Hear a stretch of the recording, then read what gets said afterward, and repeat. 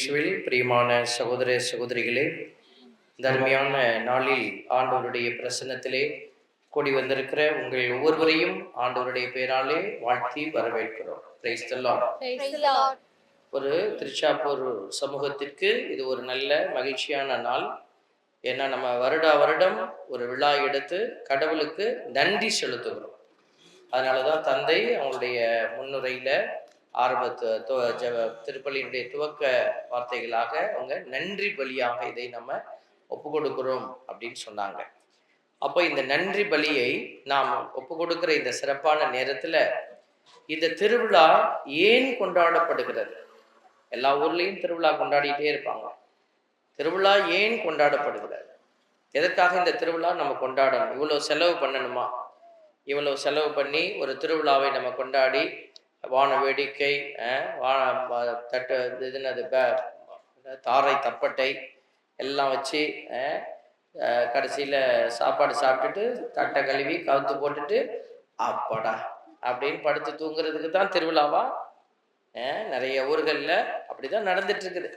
அதான் ஒரு ஃபாதர் சொன்னார், திருவிழான்னா எப்படி இருக்கணும்? 4 சா இருக்கணுமா? 4 சா. சப்பரம் இருக்கணுமா இல்லையா? சப்பரம் இல்லாம திருவிழா கிடையாது. தேர் இருக்கணும்ல, அதான் சப்பரம் இருந்ததுனாக்க இன்னொன்று என்ன இருக்கணும்? சாப்பாடு இருக்கணும். சாப்பாடு இல்லாம என்னங்க சப்பரம்? நல்லா சாப்பிட்டு விட்டு தான் சப்பரமே இழுக்க முடியும். அப்ப சாப்பிடணும்னா கொஞ்சம் தெம்பா சாப்பிட்றதுக்கு அதுல கொஞ்சம் சில பல காரியங்கள் அதுல இருக்கணும். என்னது? சாராயம் குடிக்கிறவங்களா சேர்ந்து சொல்லுங்க. Praise the lord. சுதாரிச்சுட்டாங்க. சாராயம் 3வது சா இருக்கணுமா? இதெல்லாம் வந்துச்சுன்னா என்ன வந்துடும்? சண்டை வந்துடும். அதனால இந்த சா இல்லாம திருவிழா ஊர்கள்ல நடக்கிறது இல்லைன்ற. இன்னைக்கு இந்த மாதிரி கிராமங்கள்ல நம்ம ஒரு திருவிழா நடத்துறோம்னா இன்னைக்கு வாசகங்களை நாங்க மாத்தல. இன்னைக்கு என்ன திருச்சபை நம்ம கொடுத்துருக்கிறோம் வாசகம், அதைத்தான் வச்சிருக்கிறோம். முக்கியமான ஒரு அர்த்தத்தை இந்த வாசகங்கள் உள்ள வச்சிருக்கு. திருவிழாவுக்கும் இந்த வாசகத்திற்கும் ஒரு நல்ல தொடர்பு இருக்கிறதுனால நாங்க இதே வாசகத்தை அப்படியே வைக்கிறோம். இந்த வாசகம்லாம் என்ன சொல்லுதுன்னா, ஒன்றா இருங்க, ஒன்றுபட்டு இருங்க. முதல் வாசகம் என்ன சொல்லுது? சான்று பகருங்க. எதற்கு சான்று பகரணும்? ஒன்றா இருந்து சான்று பகரணும். நான் இந்த திருச்சாப்பூரை எனக்கு மறக்க முடியாது. நான் ஃபர்ஸ்ட் வருஷம் வந்தப்போ தெரியல. போன வருஷம் நம்ம பங்கு திருவிழா கொண்டாடும் போது பெருமையோடு நான் சொல்லுவேன், இந்த திருச்சாப்பூர் சமூகம் தான் அதிகமான நம்மளுடைய பெரியவங்க ஆண் மக்கள்லாம் அங்க என்ன செய்தாங்க? தேரை எடுத்து அதுல வரக்கூடிய நிறைய வேலைகளை எல்லாம் செய்து நாள் பூராக நின்று பங்கு திருவிழாவை நடத்தினாங்க. பெருமையான விஷயமா பார்க்குறேன்.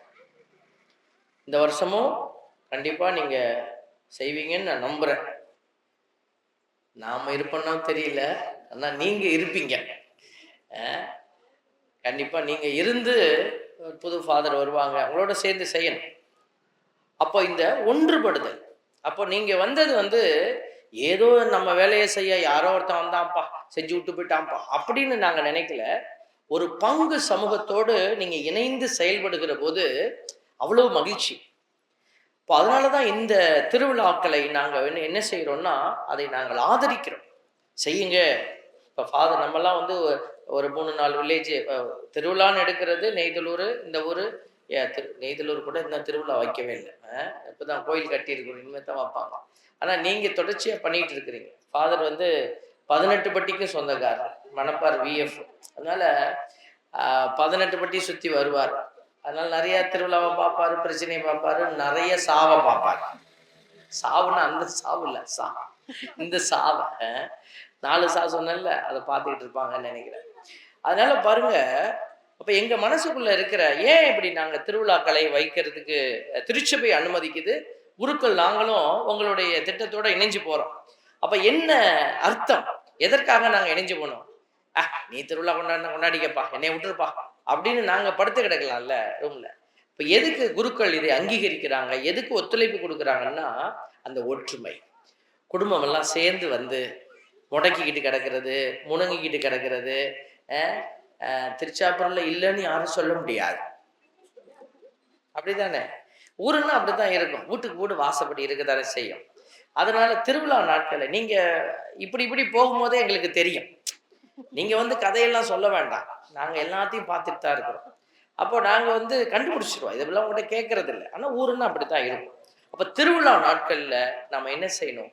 ஒற்றுமையா வந்து சண்டை சச்சரவுகளை எல்லாம் தூக்கி ஓரமா போட்டுட்டு திருவிழா முடிஞ்சோடனையும் திருப்பி சண்டை ஆரம்பிப்போம் அப்படி இல்லை. இதோட முடிச்சுக்கணும். முடிச்சுட்டு ஒரு உறவை ஏற்படுத்தி அந்த உறவுல தான் நம்ம ஒன்றிப்பு அப்படிங்கிறது ஒன்று இருக்கு. இயேசுசாமி இன்னைக்கு அழகா நிச்சயத்துல சொல்றாரு பாருங்களேன்.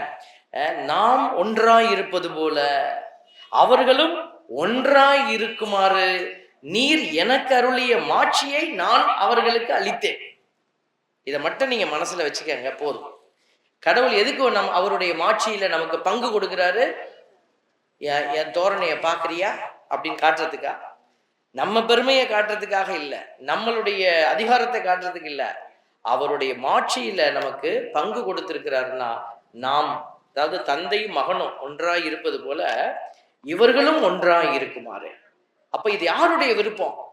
ஏதோ பங்கு சாமியார்களுடைய விருப்பம் இது அப்படின்னு சொல்லக்கூடாது. இது கடவுளோட விருப்பம்.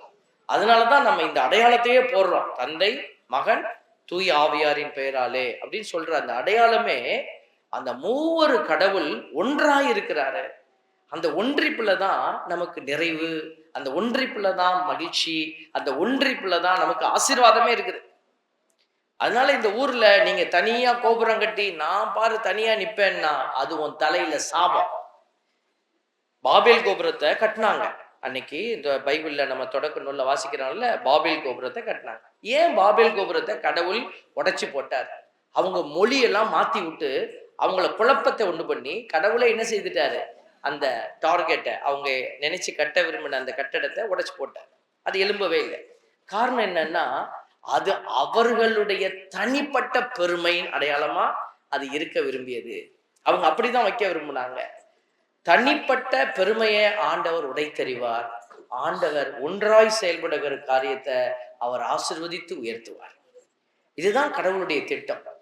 இன்னைக்கு இதுதான் சான்று பகருகிற வாழ்க்கை. கடவுள் எதற்காக நம்மளை படைச்சாரு? நம்மளுக்கு இந்த வருஷம் திருவிழா கொண்டாடிட்டு அதுக்கப்புறம் அடிச்சுக்கிட்டு படுத்து கிடக்கிறது, அப்புறம் திருப்பி நம்ம வந்து சேர்த்து செஞ்சுட்டு திருப்பி நம்ம போய் நம்ம வேலையை பார்த்துக்கிட்டு பக்கத்துல இருக்கிறவங்க என்ன கஷ்டத்துல இருக்கிறாங்கன்னு கூட கண்டுக்காம வாழ்றது இல்லை.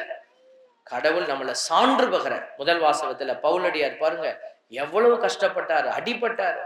ஆனா ஆண்டவர் சொல்றாரு, நீ கலங்காத, நீ மனம் உடைஞ்சிடாத, இன்னும் என்ன செய், சப்தமா பேசு, சான்று பகர்ந்து நில்லு.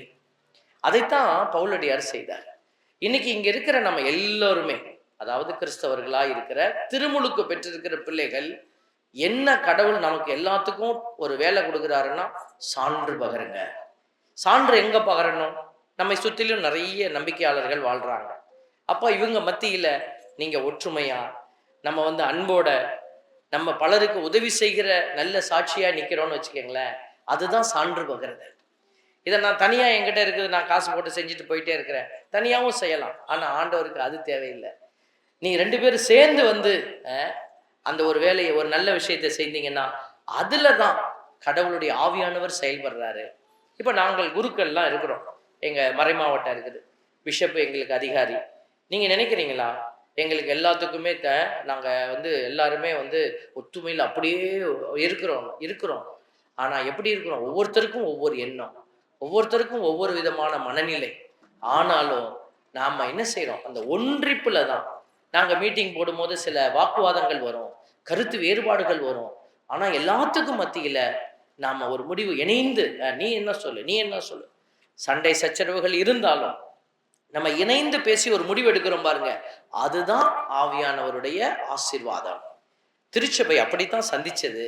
தொடக்க நூல்லையே நம்ம இதுல தொடக்க கால திருச்சபையில சங்கங்கள் அமைச்சு அவங்க முடிவு பண்ணாங்க. உதாரணத்துக்கு விருத்த சேதனம் செய்து கொள்வதா வேண்டாமா, அதான் ஃபர்ஸ்ட் அவங்களுக்கு வந்த பிரச்சனை. ஏன்னா யூதர்கள் எல்லாம் விருத்த சேதனம் செய்யணும்னு சொல்லிட்டு இருந்தாங்க. விருத்த சேதனம் செய்யாதவர்களை திருச்சபையில் சேர்க்கிறதா? பவுலடியாரு அதெல்லாம் வேண்டாம் அப்படின்னு சொல்லி அவரு போராடினார். இப்படி போராட்டத்துல தான் திருச்சபை கூடி வந்தது முதல் சங்கம். அப்போ அந்த சங்கத்துல பெரிய சண்டை, பெரிய கருத்து போராட்டம்.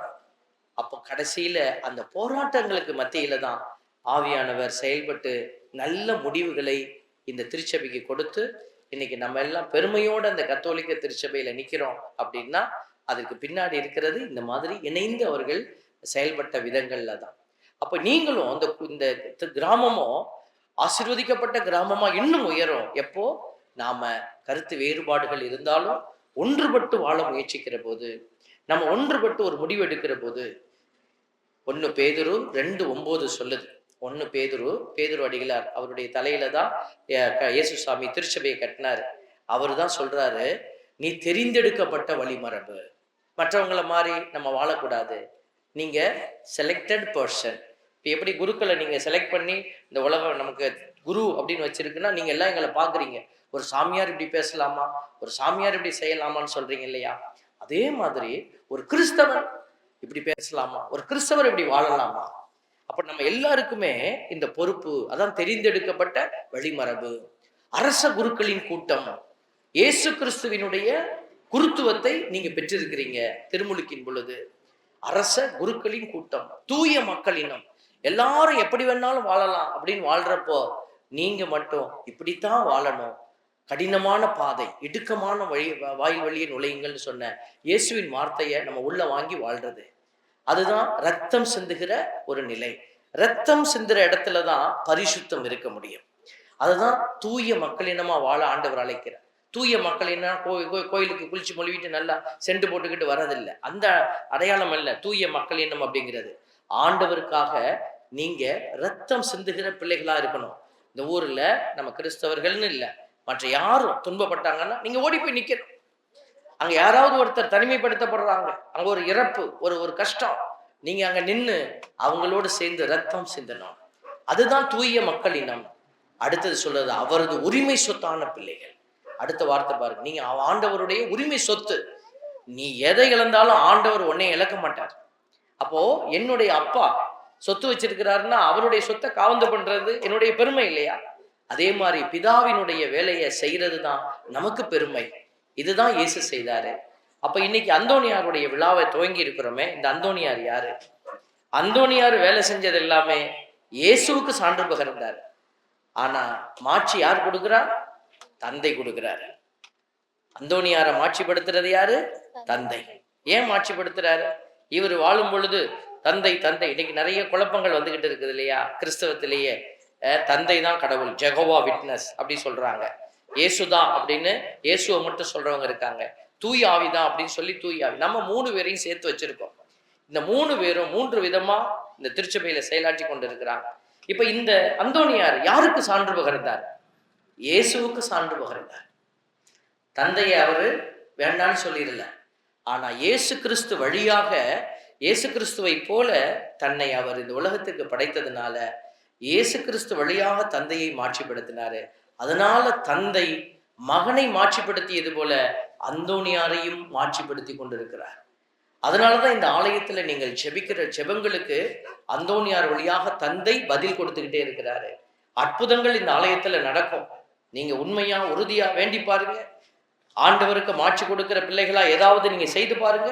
அந்தோனியார் வழியா உங்களுக்கு கண்டிப்பா ஒரு பெரிய அதிசயம் நடக்கும். இந்த ஊர் இவ்வளவு வருஷம் தொடர்ச்சியா இந்த திருவிழாவை நீங்க கொண்டாடிட்டே இருக்கிறதே பெரிய அதிசயம்தான். இது அந்தோனியார் வழியாக கடவுள் செய்து கொண்டிருக்கிற மாட்சி. அப்போ கடவுள் உரிமை பெறான பிள்ளைகளாக நீங்க இருந்து செயலாற்றுறீங்க. அந்தோனியார் அப்படி இருந்ததுனாலதான் இன்றைக்கும் அவர் உயிரோடு வாழ்ந்து கொண்டிருக்கிறார். இன்றைக்கும் அவருடைய நாமம் பல இடங்களிலே கேட்டுக்கொண்டிருக்கிறது. அந்தோனியார் எப்ப வாழ்ந்தார்னே நிறைய பேருக்கு தெரியாது, ஆனா அந்தோனியாரை தெரியும். அப்ப அந்தோனியார் இத்தனை வருடமா இறந்தும் வாழ்கிறார் அப்படின்னா அவர் வாழும் பொழுது அந்த குறுகிய காலத்துல, அவர் வாழ்ந்த காலம் ரொம்ப கம்மி, 30 வருஷமோ 35 வருஷமோ தான் சொல்றாங்க, சீக்கிரமே செத்து போயிட்டாரு. ஆனால் அவர் அத்தனை வருடங்களும் ஆண்டவருக்காகவே வாழ்ந்தார். ஆண்டவருக்கு என்ன பிடிக்கும்? தந்தை மாட்சிப்படுத்த மகன் என்ன செய்தாரோ மகனுடைய செயல்களை எல்லாம் இவர் உள்வாங்கி இயேசுவை போல வாழ்ந்தாரு. அதே போலதான் வாழ நீங்களும் நானும் அழைக்கப்படுகிறோம். அதுல ஒரு முக்கியமான அழைப்பு தான், நிறைய இருக்குது, அதுல ஒரு அழைப்பு. அதுல வரக்கூடிய 1 பேதுரு 2:9 வரக்கூடிய கடைசி வரிகள், ஆகவே உங்களை இருளில் இருந்து தம் வியத்தகு ஒளிக்கு அழைத்த கடவுளுடைய அந்த நல்ல செயல்களை அறிவிப்பது உங்கள் கடமை. பார்த்தீங்களா? இதுதான் சான்று பகிறது. அதனால நம்ம வந்து கோயிலுக்கு போனோம், சும்மா வந்தோம் அப்படின்னு இருந்துடாம, ஞாயிற்றுக்கிழமைன்னா ஆண்டவரை மகிமைப்படுத்த இந்த பிள்ளைகள் ஓடுவாங்க கோயிலுக்குன்னு சான்று பகரணும். இந்த பிள்ளைகள் ஒரு காரியம்னா ஒன்றாக இணைந்து கொள்வார்கள், சான்று பகரணும். அடுத்தவருக்கு ஏதாவது காயம்னா இவர்கள் ஓடி வந்து உதவி செய்வார்கள், சான்று பகரணும். ஆண்டவருக்கு என்று வருகிற பொழுது இவர்கள் எந்த காரியத்திலும் சளைத்தவர்கள் அல்ல அப்படின்னு நம்ம சான்று பகரணும். இந்த சான்றுகளை கொடுத்து இன்னும் நல்ல ஒரு ஒரு சமூகத்தை இந்த இடத்துல உருவாக்கி இறைவனுக்கு இன்னும் ஆட்சி அளித்து அதனால் நீங்கள் உயர்ந்து இறைவனுடைய பிள்ளைகளாகவே விளங்க தொடர்ந்து இந்த திருப்பலியில் மன்றாடுவோம். ஆமென்.